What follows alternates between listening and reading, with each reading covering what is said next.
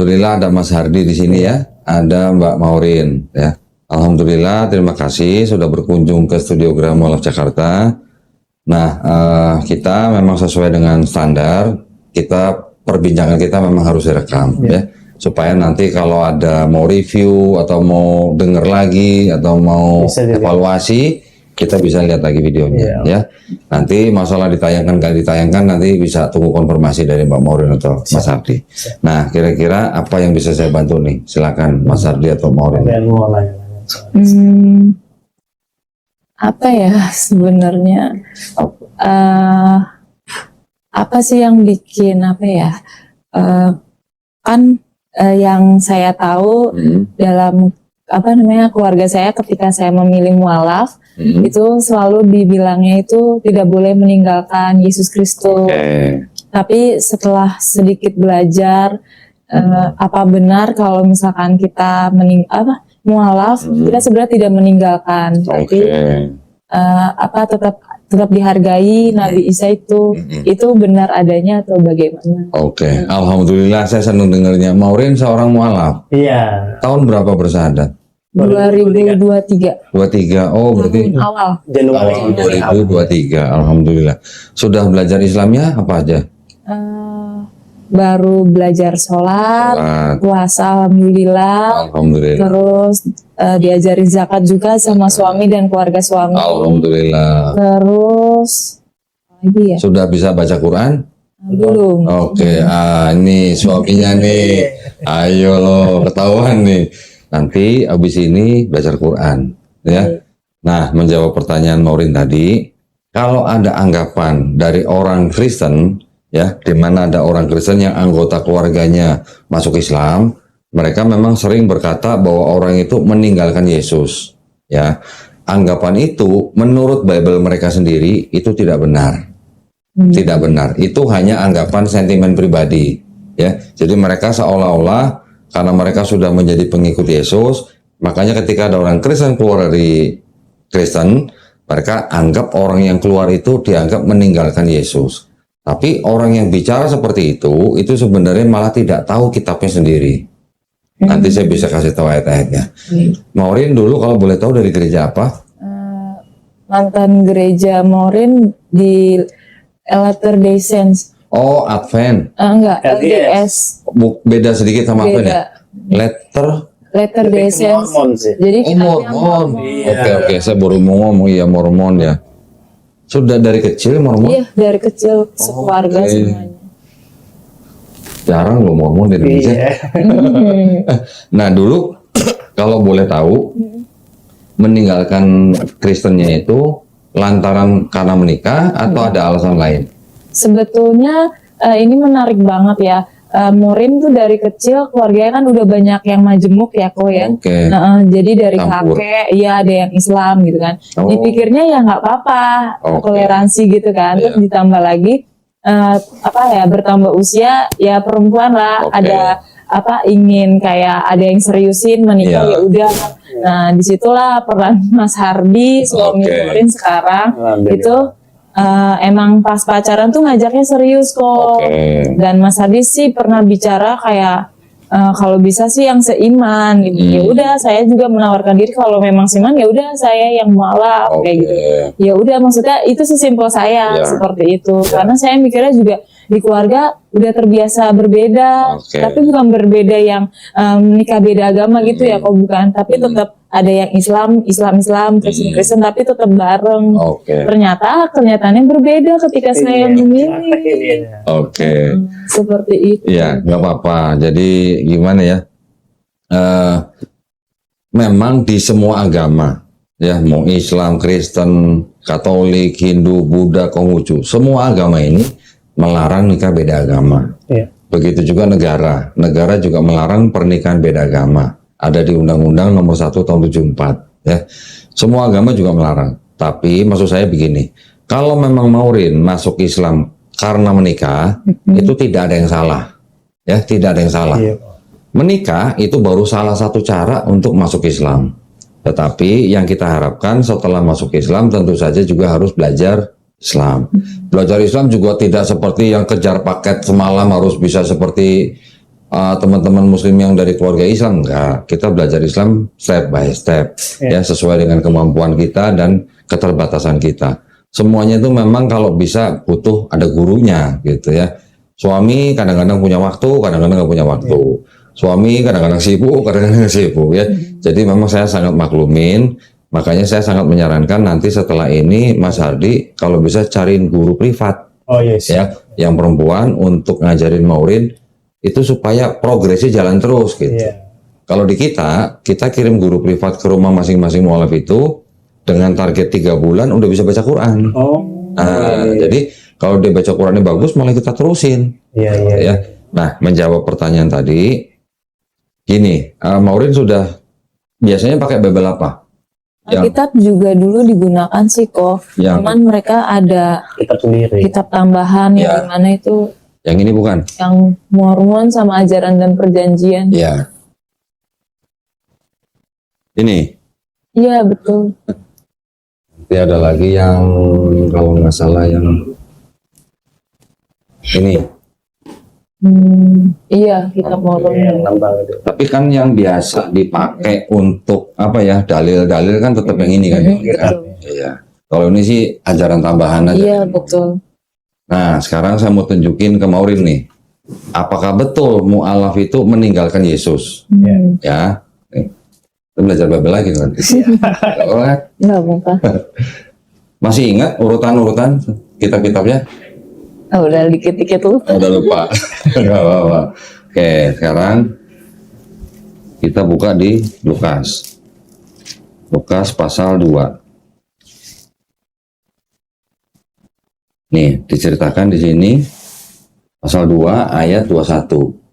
Boleh dibaca dari mulai ayat 21 sampai 22. Ini ya, Lukas 2 ya. Ini Lukas 2 kan?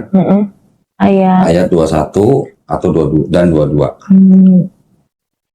Lukas 2 ayat 21 dan 22 yang berbunyi, dan ketika genap 8 hari dan ia harus disunatkan, ia diberi nama Yesus, yaitu nama yang disebut oleh malaikat sebelum ia dikandung ibunya. Dan ketika genap waktu pentahiran, menurut hukum Taurat Musa, mereka membawa dia ke Yerusalem untuk menyerahkannya kepada Tuhan. Boleh lanjutin satu lagi? Sampai 23-24. Seperti ada tertulis dalam hukum Tuhan, semua anak laki-laki sulung harus dikuduskan bagi Allah. Dan untuk mempersembahkan korban menurut apa yang difirmankan dalam hukum Tuhan, yaitu sepasang burung tekukur atau 2 ekor anak burung merpati. Nanti di video akan saya tampilkan ayat ini, ya, yang dibaca oleh Maureen akan saya tampilkan di layar supaya nanti Maureen ketika nonton kembali bisa mencatat ada ayat apa aja. Di sini disebutkan usia 8 hari Yesus disunat ya. Kemudian disebutkan lagi Yesus dibawa ke bait suci untuk mempersembahkan apa? Sepasang burung tekukur. Kalau di Islam mempersembahkan sepasang hewan itu disebut apa, Mas? Kurban. Bukan. Akikah. Jadi Yesusnya sunat, Yesusnya akikah. Ya kan? Iya. Umat beragama apa yang laki-lakinya disunat dan akikah sepasang hewan? Islam. Itu ya. Tambahin lagi. Yesus juga di Matius pasal 4. Matius pasal 4 ayat 1 dan 2. Di Matius 4 ayat 1 dan 2 berbunyi, maka Yesus dibawa oleh Roh ke padang gurun untuk dicobai iblis, dan setelah berpuasa 40 hari dan 40 malam akhirnya laparlah Yesus. Umat Islam puasa berapa hari? Sebulan, 10 hari. Sebulan, 29 atau 30 hari, tergantung bulannya. Betul. Tapi biasanya kalau di Ramadan itu 30 hari. Yesus berpuasa 40 hari. Kita biasanya setelah 30 hari ada tambahan puasa bulan Syawal kan? Berapa hari? 6 hari. Nanti ada puasa sunnah lah yang lain. Deket kan? Nggak jauh beda. Jadi Yesus puasa. Sekarang kalau dilihat dari hampir umumnya gitu ya, umat beragama apa yang puasanya kira-kira sebulan? Islam. Ya, Kristen mungkin ada yang puasa. Kristen juga mungkin ada yang sunat. Tapi apakah semua Kristen? Tidak. Ya kan? Kristen yang puasa juga ada, tapi juga tidak semua. Oke. Berikutnya. Matius pasal 5 ayat 17. 17 aja nggak apa-apa lah, 17. Di Matius 5 ayat 17, janganlah kamu menyangka bahwa aku datang untuk meniadakan hukum Taurat atau kitab para nabi. Aku datang bukan untuk meniadakannya, melainkan untuk menggenapinya. Nah, Yesus bilang, jangan kamu menyangka aku datang untuk meniadakan hukum Taurat. Aku datang bukan untuk meniadakan hukum Taurat, tapi untuk apa? Menggenapinya. Hukum Taurat tahu isinya apa aja kira-kira? 10 hukum Taurat itu 10 perintah Allah. Sunat ya? Sunat. Boleh makan babi nggak kalau di hukum Taurat? lupa lagi. Nah, kita baca.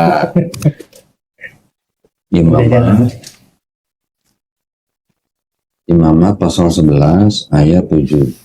Nah, ini. Imamat 11 di ayat 7 berbunyi, demikian juga babi hutan karena memang berkuku belah, yaitu kukunya bersela panjang tetapi tidak memamah biak, haram itu bagimu. Haram, babi haram. Jadi kalau di hukum Taurat babi haram dan Yesus tidak meniadakan hukum Taurat, berarti kan Yesus hidup di bawah hukum Taurat. Kalau Yesus hidup di bawah hukum Taurat, berarti Yesus makan babi nggak? Nggak boleh, gitu kan? Kalau di sini disebutnya babi hutan, ini ada Bible yang sama-sama LAI, yang ini tahun 74, ini tahun 70. Di sini disebutkan babi, bukan babi hutan. Nah ini. Lagi babi. Imam sebenarnya. Ya, ayatnya sama, Imamat atau Lewi pasal 11 ayat 7. Ini juga Imamat 11 ayat 7, tapi bedanya kalau di sini babi hutan, di sini babi. Ada bedanya nggak sih? Enggak, ada beda. Babi-babi juga. Iya babi juga, tapi beda nggak? Beda. Beda. Ada hutan. Iya. Kalau di sini tulis babi hutan, berarti babi ternak boleh nggak kira-kira? Boleh. Iya. Kalau babi hutan yang diharamkan, berarti babi ternak maksudnya boleh. Kan nggak begitu harusnya. Di sini cuma babi, nggak dijelasin mau babi hutan atau babi ternak gitu. Pokoknya semua babi haram. Sekarang menurut pemandangan atau pengamatan Maureen, umat beragama apa yang nggak boleh makan babi?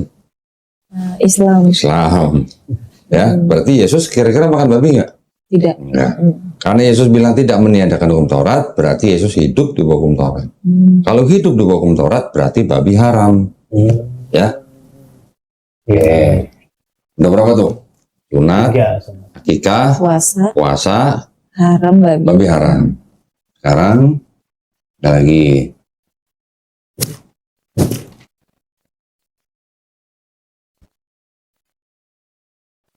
Matius pasal 26.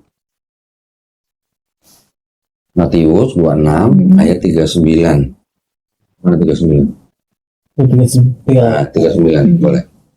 Matius 26 di ayat 39 yang berbunyi, maka ia maju sedikit lalu sujud dan berdoa katanya, ya Bapakku, jikalau sekiranya mungkin biarlah cawan ini lalu daripadaku, tetapi janganlah seperti yang ku kehendaki, melainkan seperti yang engkau kehendaki. Dikatakan tadi awal pertamanya apa? Maka ia, Yesus kan, maju sedikit lalu sujud. Yesus sholat sujud.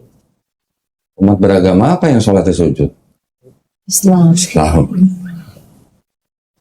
Markus pasal 1 ayat 35 nih.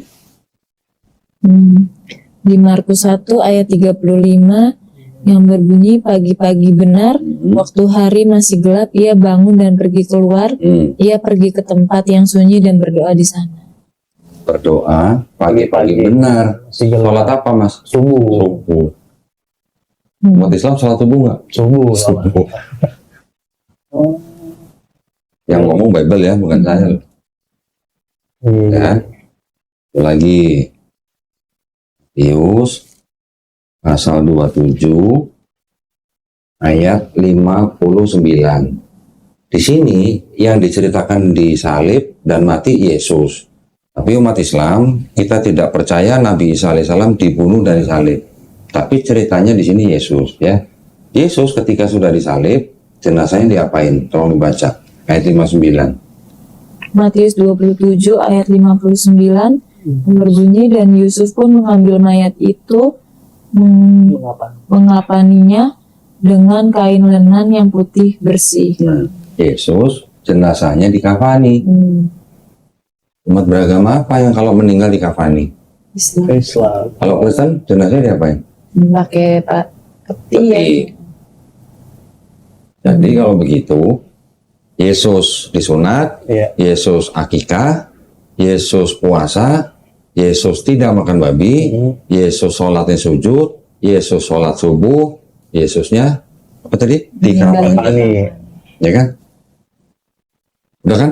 Yesus disunat, Yesus akikah, Yesus puasa, Yesus tidak makan babi, Yesus sholatnya sujud, Yesus sholat subuh, Yesus mati dikafani, jenazahnya dikafani. Iya. Umat beragama apa yang melakukan ini semua kalau bukan Islam? Islam kan? Kalau begitu, Islam ini mengikuti perbuatan Yesus di sini nggak? Kalau begitu? Iya. Ya. Kristen bagaimana? Kristen mungkin ada yang disunat, tapi tidak wajib, ya. Karena apa? Karena Paulus mengatakan malah karena Yesus yang mati di atas kayu salib itu sudah membatalkan hukum Taurat. Di Efesus pasal 2 ayat 15. Efesus pasal 2 ayat 15. Ini Galatia. Dan Efesus pasal 2 ayat 15. Efesus 2 ayat 15 berbunyi, sebab dengan matinya sebagai manusia ia telah mengetahui Taurat dengan segala perintah dan ketentuannya untuk menciptakan keduanya menjadi satu manusia baru di dalam dirinya, dan dengan itu mengadakan damai sejahtera. Ya. Yesus di satu sisi bilang, jangan kamu menyangka aku datang untuk meniadakan hukum Taurat. Aku datang bukan untuk meniadakan Taurat, tapi untuk menggenapi. Ya. Paulus di satu sisi bilang, Yesus yang mati sebagai manusia sudah membatalkan hukum Taurat. Padahal Yesus tadi di Matius 5:17 juga mengatakan, sebelum langit dan bumi lenyap, ya, ini 5:17 kan, sekarang baca yang 18 nih. Karena aku berkata, coba. Matius 5 ya. 18. Matius 5 ayat 18, karena aku berkata kepadamu sesungguhnya selama belum lenyap langit dan bumi ini, satu iota atau satu titik pun tidak akan ditiadakan dari hukum Taurat sebelum semuanya terjadi. Ya, Yesus bilang sebelum langit dan bumi lenyap, satu iota atau satu titik dalam hukum Taurat tidak akan dihilangkan. Berarti hukum Taurat itu hilang atau lenyap kalau langit dan bumi lenyap, gitu kan? Iya. Waktu. Paulus bilang Yesus yang mati sebagai manusia itu sudah membatalkan hukum Taurat. Kalau gitu, boleh nggak saya katakan Paulus memfitnah Yesus? Yesus nggak pernah bilang membatalkan hukum Taurat. Langit dan bumi belum lenyap, satu iota pun tidak akan dihilangkan. Ayat. Kok bisa-bisanya Paulus bilang Yesus yang mati di atas kayu salib membatalkan hukum Taurat? Seolah-olah Paulus memfitnah Yesus. Yesus nggak pernah bilang nanti aku akan mati di atas kayu salib untuk membatalkan hukum Taurat. Nggak ada begitu. Ya. Nah, jadi ada perbedaan nih antara ajaran Yesus dan ajaran Paulus. Satu, Yesus tidak pernah bilang akan membatalkan hukum Taurat dengan cara apapun. Karena selama langit dan bumi itu belum lenyap, tidak akan dihilangkan satu iota atau satu titik. Paulus bilang, karena dia sudah mati menjadi sebagai manusia, dia sudah membatalkan hukum Taurat. Yang kedua, Paulus mengajarkan adanya dosa waris atau dosa asal. Disebutkan apa? Karena dosa satu orang itu, Hawa, istrinya Adam, maka setiap keturunan manusia sudah membawa dosa itu. Ada di Roma pasal 2 ayat Roma 5 ayat 12. Di Roma 5 ayat 12 yang berbunyi, sebab itu sama seperti dosa telah masuk ke dalam dunia oleh satu orang, dan oleh dosa itu juga maut, demikianlah maut itu telah menjalar kepada semua orang, karena semua orang telah berbuat dosa. Jadi Paulus bilang, setiap keturunan Adam sudah bawa dosa yang dilakukan oleh satu orang itu. Sedangkan ajaran Yesus gimana? Yesus tidak pernah mengajarkan dosa waris. Yang Yesus ajarkan gimana? Matius 18 ayat 3. Matius 18 ayat 3, lalu berkata, aku berkata kepadamu sesungguhnya, jika kamu tidak bertobat dan menjadi seperti anak kecil ini, kamu tidak akan masuk ke dalam kerajaan sorga. Yesus bilang, kalau tidak bertobat dan menjadi seperti anak kecil ini, kamu tidak masuk sorga. Ya. Sekarang kira-kira saya ingin nanya Maureen nih. Kira-kira ketika Yesus ngomong begini, kalau ada orang mendengar perkataan Yesus, kemudian dia bertobat, besoknya dia mati. Orang yang bertobat dan mati ini menurut Maureen kira-kira masuk surga, masuk neraka? Kalau bertobat, masuk surga sih. Surga. Tapi Yesusnya belum disalib. Kan Yesus belum disalib ini ngomong. Jadi kalau ada orang bertobat, kemudian dia mati, bisa masuk surga tanpa Yesus disalib, berarti sebenarnya Yesus perlu disalib nggak? Nggak perlu. Nggak perlu. Gitu. Yang mengajarkan Yesus mati di atas kayu salib untuk menebus dosa manusia siapa? Paulus. Ajaran Yesus tuh, dianggapnya ajaran Yesus, karena ini perkataan Yesus nih. Yesus, siapa yang terbesar di dalam kerajaan surga? Murid-muridnya sedang bertanya kepada Yesus.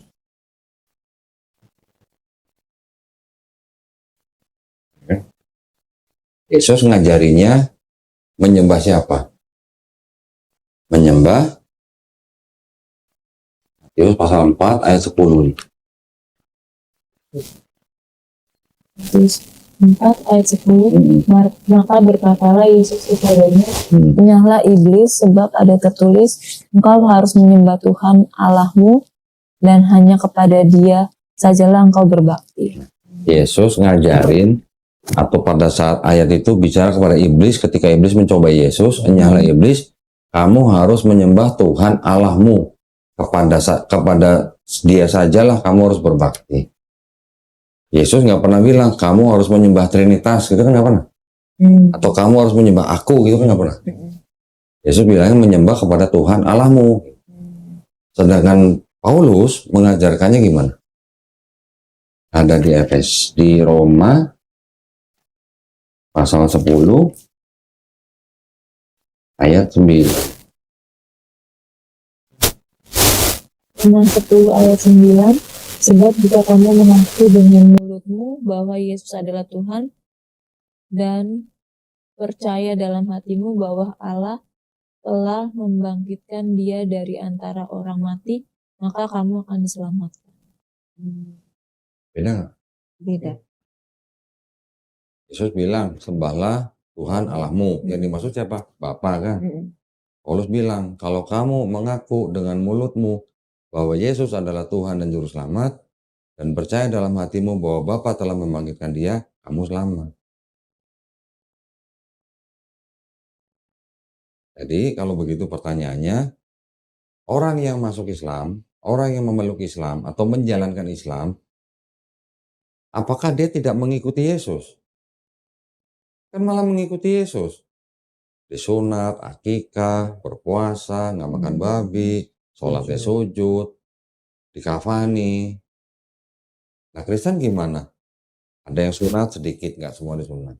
Ada yang puasa juga nggak semuanya puasa. Ada yang nggak makan babi, Advent, nggak makan babi. Apalagi yang matinya dikafanin, ada nggak Kristen? Menurut aku nggak sih, belum lihat. Masuk peti ya. Terus apalagi? Yang sholatnya sujud ada nggak? Ada, tapi sedikit sekali. Ini Kristen Ortodok nih biasanya. Di Mesir juga ada Kristen Koptik yang sujud. Jadi tidak semua Kristen melakukan apa yang Yesus lakukan. Nah, Mormon gimana? Melakukan yang seperti Yesus lakukan nggak? Setahu saya juga enggak. Iya sih, lebih modern aja sih. Nah, tapi biar bagaimanapun, Paulus ini mengajarkan sesuatu yang baru yang tidak diajarkan oleh Yesus. Ya. Tapi Paulus ini juga dia orang Yahudi. Ya, dia juga orang Yahudi. Ayahnya seorang Yahudi berasal dari suku Benyamin, ibunya dari Tarsus Yunani. Ya, berarti blaster ya. Iya. Sedangkan Yesus memberitahukan murid-muridnya gimana? Matius 16 ayat 6. Matius 16 ayat 6. Di Matius 16 dan 17 di ayat 6 ya. Yesus berkata kepada mereka, berjaga-jagalah dan waspadalah terhadap ragi orang Farisi dan Saduki. Yesus bilang, berjaga-jagalah dan waspadalah kepada ragi orang Farisi dan Saduki. Ragi itu maksudnya apa? Mazhab. Mazhab. Ya, mazhab itu apa? Sekolah pemikiran. Iya. Kelompok orang yang mengikuti pemikiran yang sama itu disebut satu mazhab. Oke. Paulus orang ragi apa? Paulus dari Filipi. Ini pengakuan Paulus sendiri nih. Filipi pasal 3 ayat 4 dan 5 lah. Filipi 3, 4 dan 5. Di Filipi 3 ayat 4 dan 5. Sekalipun aku juga ada alasan untuk menaruh percaya pada hal-hal lahiria. Jika ada orang lain menyangka dapat menaruh percaya pada hal-hal lahiria, aku juga lebih ragi. Ayat 5. Disunat pada hari ke-8 dari bangsa Israel, dari suku Benyamin, orang Ibrani asli, tentang pendirian terhadap hukum Taurat, aku orang Farisi. Paulus ngaku orang Farisi. Yesus bilang hati-hati lu sama orang Farisi. Bukan, Farisi itu hanya nama apa namanya? Nama kelompok apa namanya? Sebenarnya mereka mengaku menjalankan Taurat. Tapi ya dikritik sama Yesus. Dikritiknya kenapa? Karena mereka mengajarkan Taurat tapi tidak melakukan. Gitu. Ya, nih Yesus juga bilang begini. Di Matius pasal 23 ayat 1. Yesus ngajarin bangsa Israel untuk apa? Di Matius 23 ayat 1 sampai 3. Maka berkatalah Yesus kepada orang banyak dan kepada murid-muridnya, katanya, ahli-ahli Taurat dan orang-orang Farisi telah menduduki kursi Musa. Telah menduduki kursi Musa artinya sudah menggantikan Nabi Musa. Kan Nabi Musa sudah meninggal, digantikan oleh ahli-ahli Taurat dan orang Farisi. Terus? Sebab itu turutilah dan lakukanlah segala sesuatu yang mereka ajarkan kepadamu. Tetapi janganlah kamu turuti perbuatan-perbuatan mereka, karena mereka mengajarkan tetapi tidak melakukannya. Jadi Yesus mengkritik orang-orang ahli Taurat dan orang-orang Farisi yang mengajarkan Taurat tapi tidak melakukannya. Berarti dengan kata lain Yesus menuduh mereka sebagai orang apa? Munafik. Yesus menyebut mereka dengan sebutan apa? Hai kamu keturunan ular beludak gitu katanya. Ya, Yesus bilang hati-hati dan waspadalah terhadap orang ragi Farisi dan Saduki. Kalau yang Saduki itu orang-orang Israel juga, tapi mereka tidak ikut campur dalam urusan agama. Mereka biasanya berurusan dengan urusan politik gitu. Pada waktu itu kan bangsa Israel dikuasai oleh Romawi. Nah, yang berurusan dengan orang-orang Romawi itu orang-orang Yahudi yang Saduki. Yang ngurusin agama Farisi.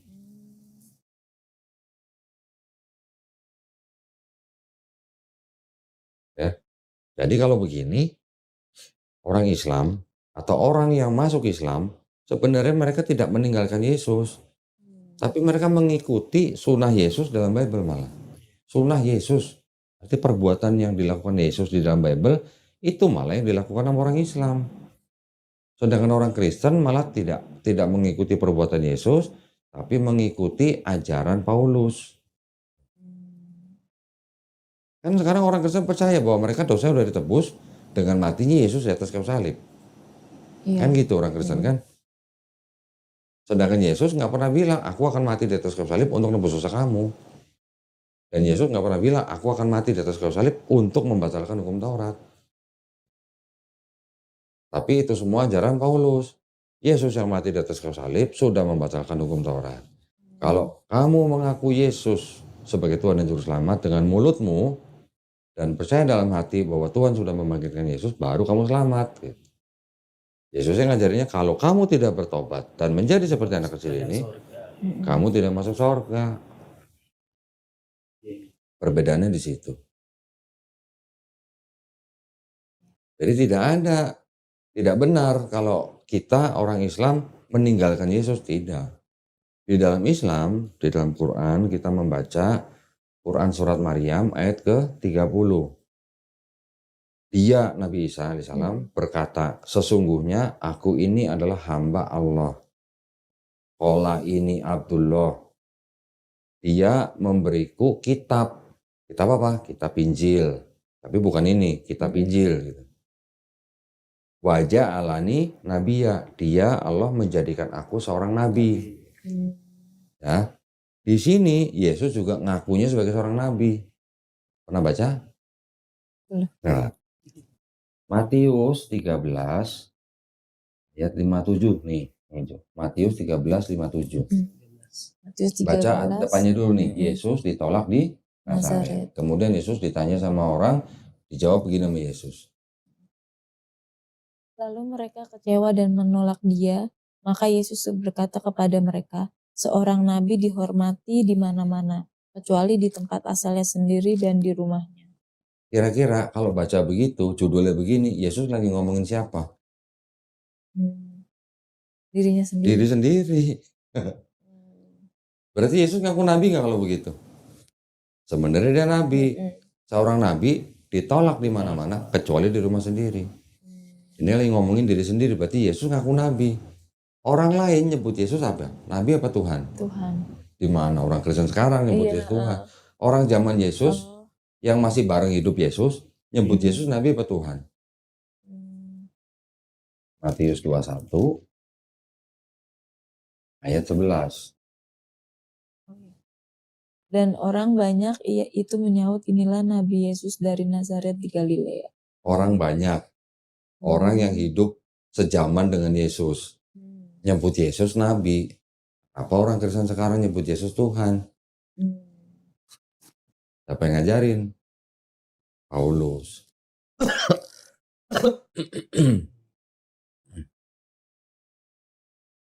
Jadi sebenarnya antara Bible, khususnya yang 4 gospel, Matius, Markus, Lukas, Yohanes, yang menceritakan tentang Yesus, sebenarnya ini masih cocok, masih ada yang cocok dengan Quran, masih ada. Yang berbeda jauh hanya apa? Di 4 gospel ini Yesus diceritakan dibunuh dan disalib. Mati di atas kayu salib, bangkit hari ketiga. Kalau di Quran dibantah, Nabi Isa alaihissalam atau Yesus Kristus tidak dibunuh dan tidak disalib. Di Quran surat An-Nisa ayat 157 dikatakan wa ma qataluhu wa ma salabuhu walakin syubihalahum. Dia tidak dibunuh, dia tidak disalib, tetapi yang disalib adalah orang yang diserupakan.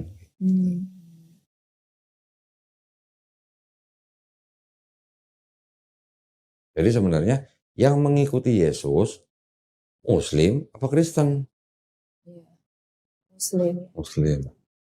Nanti ayat-ayatnya Maureen boleh catat, boleh tunjukkan kepada keluarganya Maureen. Atau tunjukkan videonya kepada keluarga Maureen untuk mereka menonton dan mengecek sendiri dalam Bible mereka.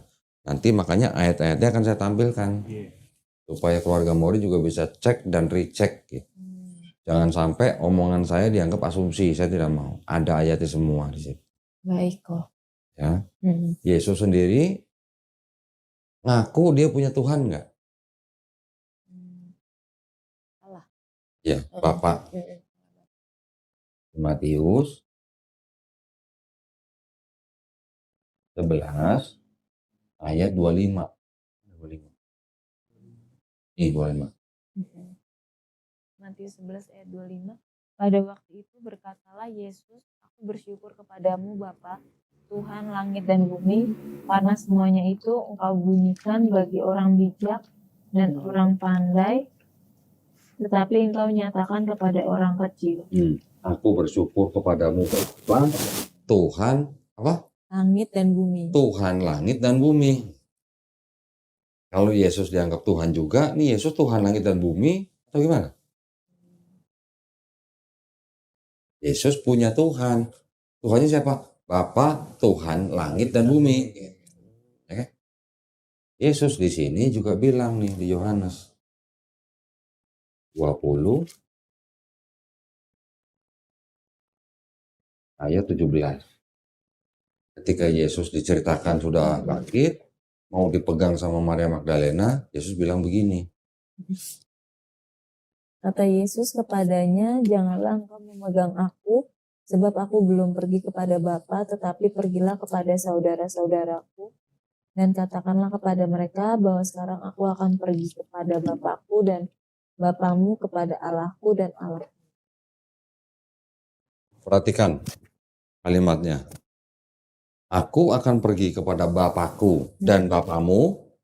Berarti Yesus punya Bapa yang sama dengan Bapaknya murid-murid kan?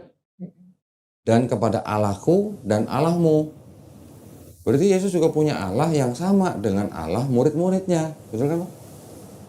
Kalau Yesus disebut sebagai Tuhan, apakah Tuhan punya Tuhan gitu? Enggak. Enggak. Buktinya di situ Yesus bilang apa? Allahku dan Allahmu, Bapakku dan Bapamu. Di Quran, Nabi Isa alaihissalam juga mengajarkan Bani Israel untuk menyembah siapa? Menyembah Dia, Allah Subhanahu wa taala. Tuhanku dan Tuhanmu.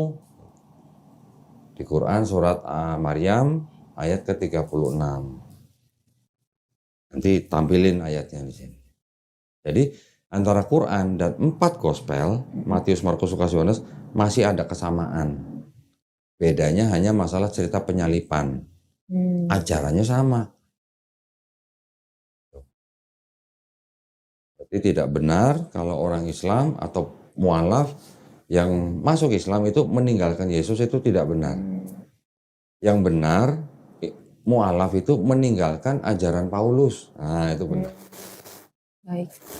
Kalau Kristen sebenarnya tidak bisa disebut sebagai pengikut Yesus. Karena tidak melakukan yang tadi, yang 7 hal itu. Tapi Kristen itu adalah pengikut Paulus, penyembah Yesus. Menyembah Yesus sebagai Tuhan, tapi mengikuti ajaran Paulus. Tuh. Tanya lagi.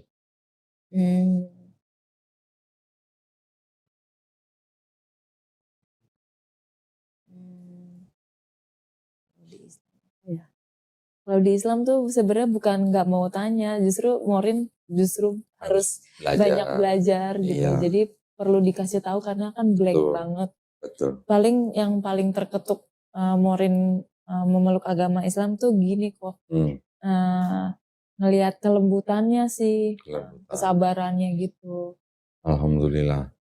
Sudah pernah mendengar kan rukun Islam? Bersyahadat, sholat, zakat, puasa, naik haji jika mampu. Ini sudah dijalankan semua? 5-nya belum. 5-nya Yang kelima belum. Insya Allah segera ya. Amin. Yang kedua, di Islam ada yang namanya rukun iman. Pertama, beriman kepada Allah Subhanahu wa taala. Kedua, beriman kepada malaikat-malaikatnya. Ketiga, beriman kepada kitab-kitabnya. Keempat, beriman kepada nabi-nabinya, termasuk Nabi Yesus. Nah, di Islam, orang Islam tidak bisa disebut imannya sempurna kalau tidak beriman kepada Nabi Yesus. Ya. Kelima, beriman kepada hari akhir atau hari kiamat. Yang keenam, beriman kepada qada dan qadar. Ini takdir. Takdir itu macam-macam, ada takdir mutlak, ada takdir yang diusahakan. Maureen, keluarganya dari suku apa? Jawa. Jawa. Maureen bisa nggak sebelum lahir milih, saya mau lahir jadi orang Jawa, bisa nggak? Nggak ngikutin ya. Jadi artinya itu sudah ditakdirkan. Maureen sudah ditakdirkan lahir di orang suku Jawa. Umurnya sudah ditakar, rezekinya sudah ditakar, gitu. Sudah diukur gitulah, ya. Nggak bisa kan milih jadi orang bule, nggak bisa milih jadi orang kulit hitam atau kulit merah, nggak bisa kan. Itu namanya takdir mutlak. Tapi kalau Maureen mau sukses, kerja keras. Maureen lagi sekolah mau pinter, belajar. Maureen mau punya keturunan, nikah. Itu namanya takdir yang ikhtiar, diusahakan. Ya, rukun iman ini sangat penting karena ini menjadi pondasi daripada dasar iman Islam kita. Ya, Allah SWT, malaikat, kitab. Nah, kitab-kitabnya ini kita jangan salah paham bahwa kalau di dalam Quran itu kan Quran membenarkan kitab-kitab yang sebelumnya diberikan kepada Bani Israel. Ada kitab Taurat, kitab Zabur, kitab Injil. Kitab Taurat diberikan kepada Nabi Musa alaihissalam untuk Bani Israel. Kitab Zabur kepada Nabi Daud alaihissalam juga untuk Bani Israel. Kitab Injil kepada Nabi Isa alaihissalam juga kepada untuk Bani Israel. Tiga-tiganya untuk Bani Israel. Ini bukan untuk bangsa Indonesia, bukan. Bukan untuk bangsa Cina juga, bukan. Ya. Khusus Bani Israel. Di Quran juga selain membenarkan kitab-kitab yang sebelumnya diberikan kepada Bani Israel, Quran juga mengoreksi apa yang disalahpahami oleh Bani Israel pada saat itu, ya, sehingga mereka membuat kitab-kitab mereka sendiri menjadi kitab yang disebut dengan ini, kitab. Orang Yahudi punya kitab mereka sendiri. Aduh, sebentar. Izin ke Ya, itu ya. boleh. Boleh. Bentar ya.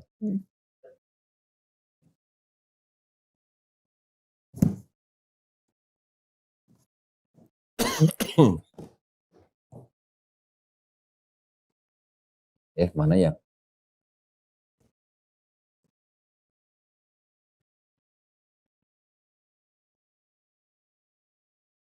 Ini yang disebut dengan kitabnya orang Yahudi.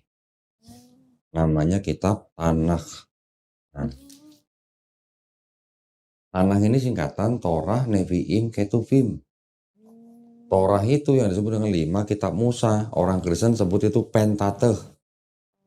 Kejadian, Keluaran, Imamat, Bilangan, Ulangan. Nah, ini Torah. Yang Nevi'im, kitab nabi-nabi. Ada nabi besar, ada nabi kecil. Ada Yeremia, Yesaya, Yeskiel, Daniel, nabi-nabi besar.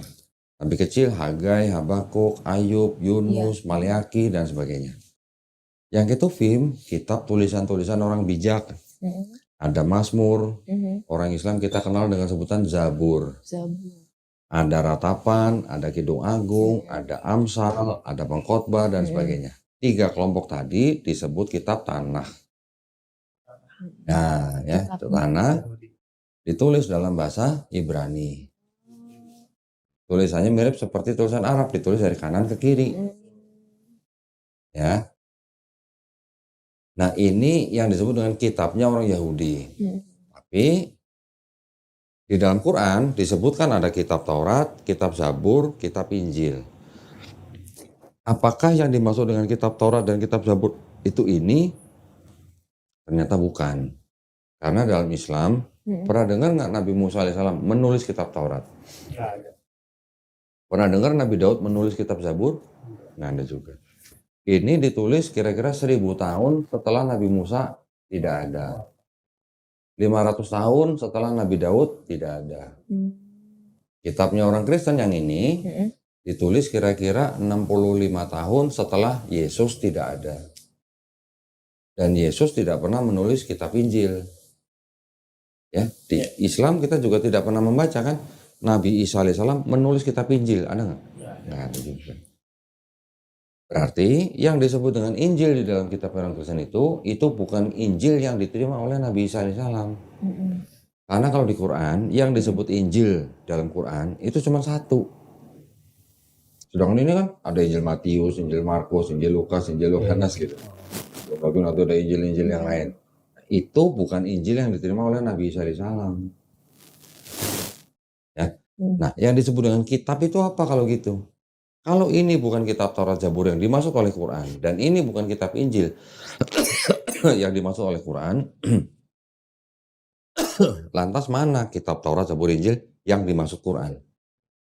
Ya dong? Iya. Pertanyaannya kan itu.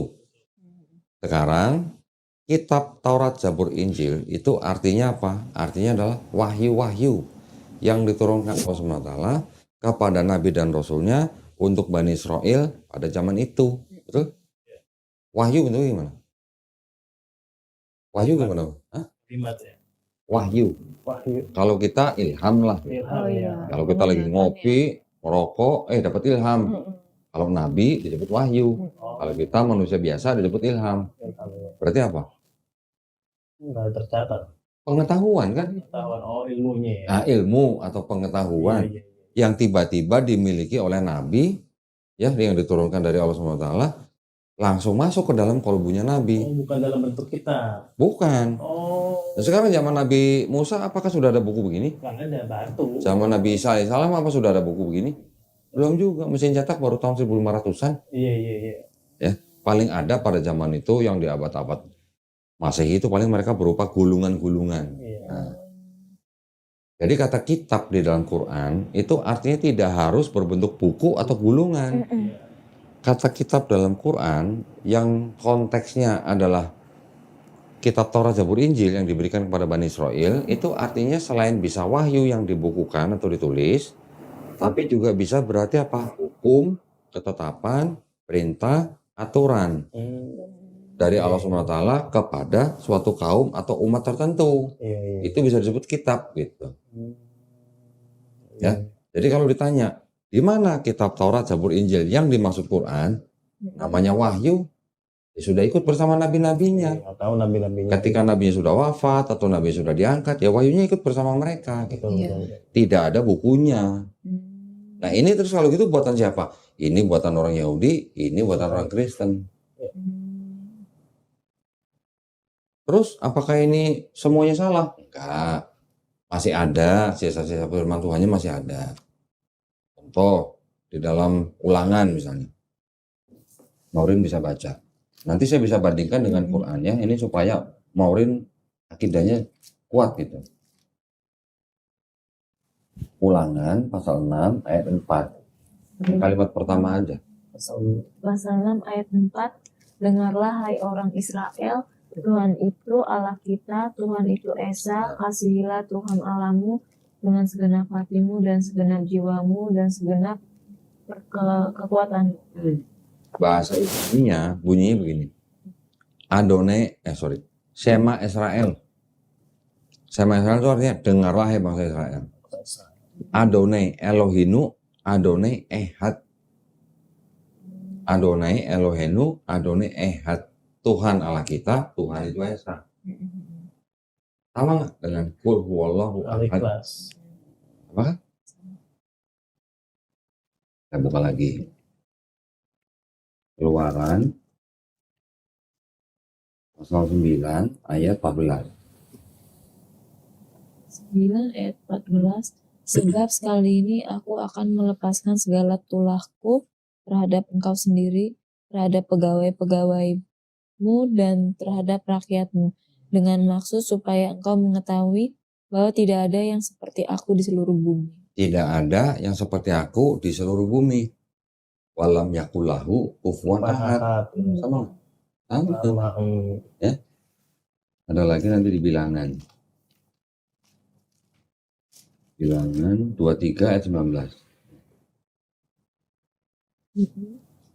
Allah bukanlah manusia sehingga ia berdusta, bukan anak manusia sehingga ia menyesal. Masakan ia berfirman dan tidak melakukannya, atau berbicara dan tidak menepati. Allah bukan manusia. Allah bukan anak manusia. Sama nggak dengan lam yalid Walam yulad. Masih banyak yang lain. Ada ini di Keluaran Alkitab 33 ayat 20. 20. Ayat 20 lagi firman-Nya, engkau tidak tahan memandang wajahku, sebab tidak ada orang yang memandang aku dapat hidup. Sama. Di Islam juga begitu. Kita memahaminya Tidak ada manusia yang bisa memandang Allah hidup. Nabi Musa pengen lihat Allah aja baru dikasih lihat sedikit keagungannya aja, gunung hancur. Gunungnya Nabi Musa pingsan gitu, nggak bakal bisa ngelihat wajah Allah. Ya, ada lagi.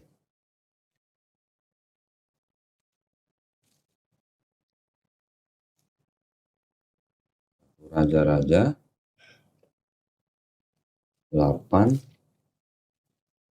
ayat 27. Ayat 27. Tetapi benarkah Allah hendak diam di atas bumi? Sesungguhnya langit, bahkan langit yang mengatasi segala langit pun tidak dapat memuat engkau. Nah. Terlebih lagi rumah yang kudirikan ini. Langit yang mengatasi segala langit tidak dapat memuat Tuhan. Langit yang mengatasi segala langit, berarti langit ada berapa? Banyak. Banyak. Di Islam kita mengenal ada berapa langit? 7. 7 langit. Tahu nggak besarnya langit pertama dengan langit kedua seperti apa? Dibandingkan dengan langit kedua. Atau nggak usah langit pertama deh. Bumi. Bumi dibandingkan dengan langit pertama seperti apa? Pasir. Seperti cincin dibuang di padang pasir. Kecil banget. Seperti apa? Bisa nggak kelihatan? Boro-boro gitu ya. Bumi kalau kita lihat di ilmu astronomi, sebesar apa bumi dibandingkan dengan tata surya, dengan galaksi? Seperti apa besarnya? Kecil banget kan? Itu baru tata surya dan galaksi. Ada berapa miliar galaksi di langit kita? Triliunan galaksi. Ya kan? Jadi bumi dibandingkan dengan langit pertama dan sampai sekarang belum ada manusia bisa menyentuh langit pertama. Jadi bumi seperti cincin dibuang di padang pasir terhadap langit pertama. Langit pertama tambah bumi dibandingkan dengan langit kedua juga seperti cincin dibuang di padang pasir. Langit pertama, langit kedua, langit ketiga, keempat, kelima, keenam, ketujuh, 7 langit plus bumi dibandingkan dengan Sidratul Muntaha, pernah dengar ya? Juga sama seperti cincin dibuang di padang pasir.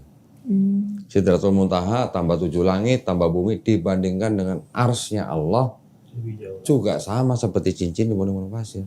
Itu baru arsnya, belum kursinya. Bukan kursi begini ya, singgasana lah gitu. Ars nanti dibanding dengan semuanya dibandingkan dengan singgasananya Allah juga seperti cincin dibuang di padang pasir. Jadi besarnya Allah seperti apa? Gede banget. Ya, nggak bisa dibayangin ya. Manusia aja nggak bisa menyentuh langit pertama. Boro-boro untuk mikirin langit kedua. Boro-boro sampai ke arsnya Allah. Boro-boro untuk sebesar apa Allah. Makanya dalam Islam kita menyebutnya apa? Allahu Akbar. Ini juga bilang langit yang mengatasi segala langit tidak dapat memuat Tuhan. Masih ada samanya kan? Gitu. Lagi nanti contoh misalnya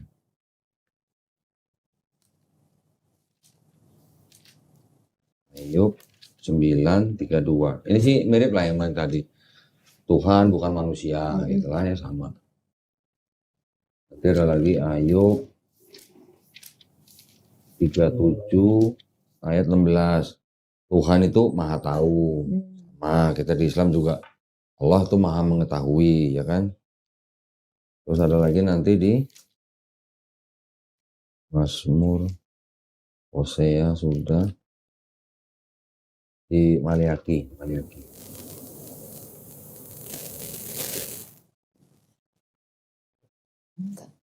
Maliaki di sini, Maliaki 3 ayat 6.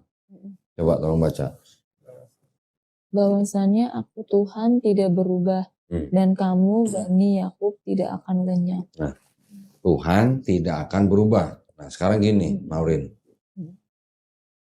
Kenapa? Saya agak gresek dikit. Oh. Enggak apa ya, tambahin aja besok. Yang itu nggak dicabut aja.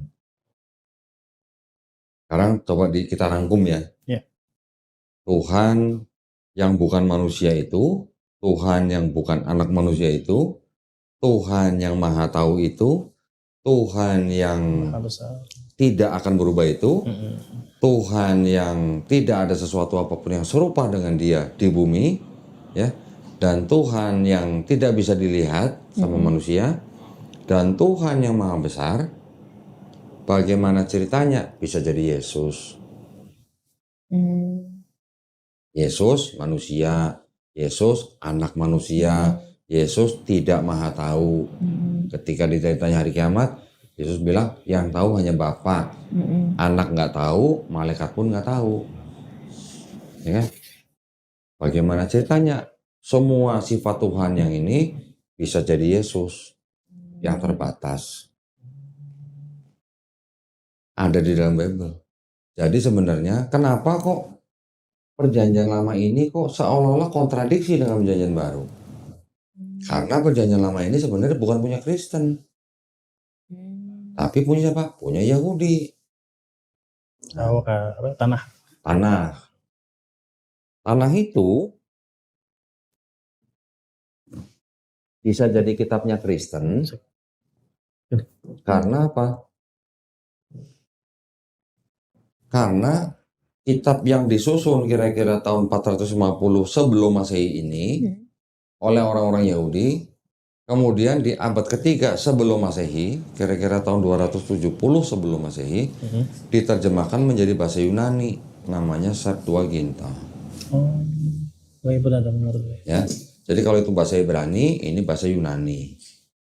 Diterjemahkan kira-kira tahun 270 sebelum Masehi, selesainya kira-kira tahun 132 sebelum Masehi. Belum ada Kristen, belum ada Yesus, belum ada Paulus. Ya, sedangkan kitab ini beredar terus sampai Yesus lahir, sampai Yesus katanya di sini diangkat, sampai abad kedua, ketiga, keempat. Nah, ini terjemahan ini diresensi. Diresensi itu maksudnya apa? Dikritik terjemahannya. Ya, ketika dikritik terjemahannya kan ditulis ulang.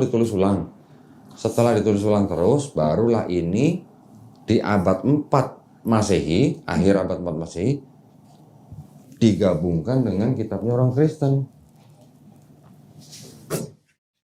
yang perjanjian baru. Nah, ini perjanjian baru aja nih.